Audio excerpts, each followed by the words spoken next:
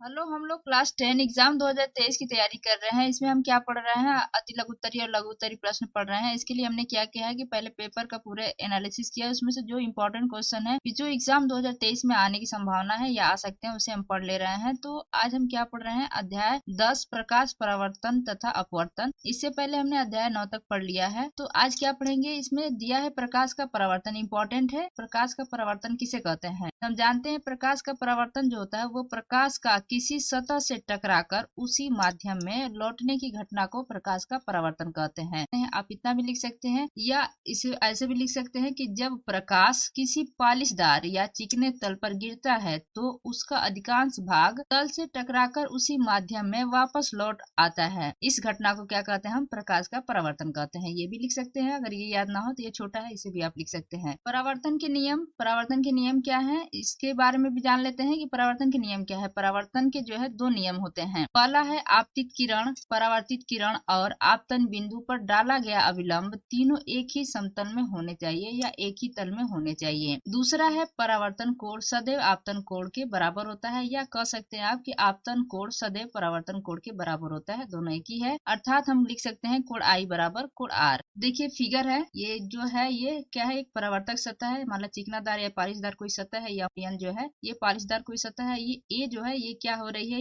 ये आपतित किरण है। ये जो देख रहे हैं ना, ये प्रकाश की किरण आ रही है ये, और इस पालिशदार सतह से टकराकर फिर वापस कहाँ चली जा रही है? ये जो बी जो किरण है ये क्या है? परावर्तित किरण है। ये वापस चली जा रही है इसी माध्यम में, मतलब जिस माध्यम से आई थी उसी माध्यम की ओर चली जा रही है। और जो बीच में जो है ये क्या डाला जा रहा है? इस पे अभिलंब डाला जा रहा है। ये तीनों क्या होना चाहिए? एक ही तल में होना चाहिए, मतलब समतल में एक ही तल पे। देखिए तीनों एक ही तल पे है, यही बता रहा है। और जो ये आई है, आई क्या है? ये आपका आपतन कोण है, और इधर जो जा रहा है ये आर क्या है? ये परावर्तन कोण है। मतलब आई का मान जितना हुआ कोण का मान, उतना ही कोण का मान क्या हो जाएगा? आर का मान होगा। मान लीजिए ये 30 अंश है, ये भी 30 अंश होना चाहिए। दोनों कोण का मान क्या होना चाहिए? बराबर होना चाहिए, यही बता रहा है। तो देखिए हमने यहाँ पे लिख दिया है कि ये यम एन जो है ये क्या है? एक परावर्तक सतह है, और ए और ओ जो है ये क्या है? आपतित किरण है। ये आर ये किरण ये क्या है? आपतित किरण है। और फिर ये सतह से टकरा कर फिर वापस चली जा रही है उसी माध्यम में। तो ये ओ भी क्या है? ये परावर्तित किरण है। ये क्या है? ये परावर्तित किरण है। और ओ जो है ये क्या है? आपतन बिंदु है। जिस बिंदु पे मिल रहे हैं ये क्या है? आपतन बिंदु है। और इसी आपतन बिंदु पे क्या हो जा रहा है? ये अभिलंब डाला जा रहा है। ये ओपी क्या है? अभिलंब है।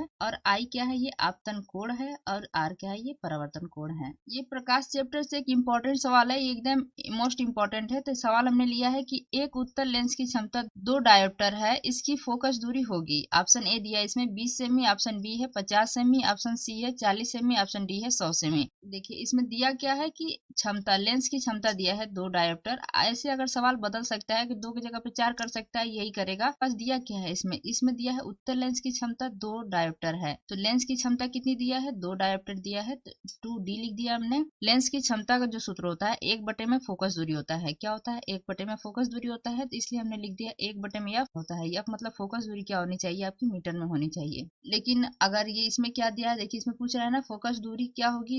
इसमें दिया है सभी ऑप्शन में सेमी दिया है, इसमें कहीं मीटर नहीं दिया है। तो जब मीटर नहीं दिया है तो सेमी दिया है, तो इसके लिए हम क्या फार्मूला लगाएंगे? तो इसके लिए फार्मूला आप लगा लीजिए, यहीं से आप समझ लीजिए कि अगर सेमी में दिया हो अगर ऑप्शन आपका, तो इसको हम कह सकते हैं 100/में एफ। अगर 100/में एफ कर देंगे तो एफ क्या हो जाएगा? ये सेमी में हो जाएगा। तो 100/में एफ सेमी में हो गया आपका। ये फार्मूला आप याद कर सकते हैं, तो इससे आप आसानी से लगा सकते हैं, तुरंत इसमें मान रख देंगे। तो अब हम क्या करेंगे, इस फार्मूले से जो सेमी में हमें पूछा है, ये हम ऑप्शन में से हम पता कर सकते हैं कि किस में पूछा है। अगर सेमी में पूछा है तो 100/में एफ लगाएंगे, अगर मीटर में पूछेगा तो 1/में एफ रखेंगे फार्मूला। मतलब P बराबर 1/में एफ मीटर के लिए, और P बराबर 100/में एफ सेमी के लिए। ऑप्शन में दिया है सेमी, इसलिए हम लिखते हैं ये फार्मूला कि लेंस की क्षमता P बराबर 100/में एफ। तो 100/में एफ अब लिखते हैं, तो अब इसमें क्या है? मान रख देते हैं। तो हमें पता है लेंस की क्षमता कितनी दी है? 2 डायोप्टर। तो लेंस की क्षमता मतलब P बराबर क्या लिख देंगे? 2। अब बराबर हो जाएगा 100/में एफ, क्योंकि एफ के बारे में पूछा है, फोकस दूरी के बारे में। तो एफ बराबर हो जाएगा 100/में 2। एफ पक्षांतर कर देंगे तो 2 के पास चला जाएगा, 2 कहाँ जाएगा? एफ के पास। तो एफ बराबर 100/में 2, तो 100 2 से अगर 100 को कटाएंगे हम, कितना आ जाएगा? 50 सेमी।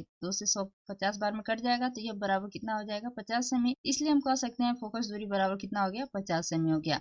अगर यही मीटर में पूछा होता तो हम यहाँ पे क्या लिखते? 1/में एफ लिखते। 1/में एफ लिखने का मतलब क्या हो जाएगा? 1/में 2 होता। 1/में 2 का मतलब कितना हो जाएगा? 0.5 मीटर आ जाता। इस तरीके से आप दोनों फार्मूला आप याद कर लेंगे, तो ये इंपॉर्टेंट है, इससे हमेशा एग्जाम में क्वेश्चन बने हैं। Thank you for watching. Please like and subscribe my channel.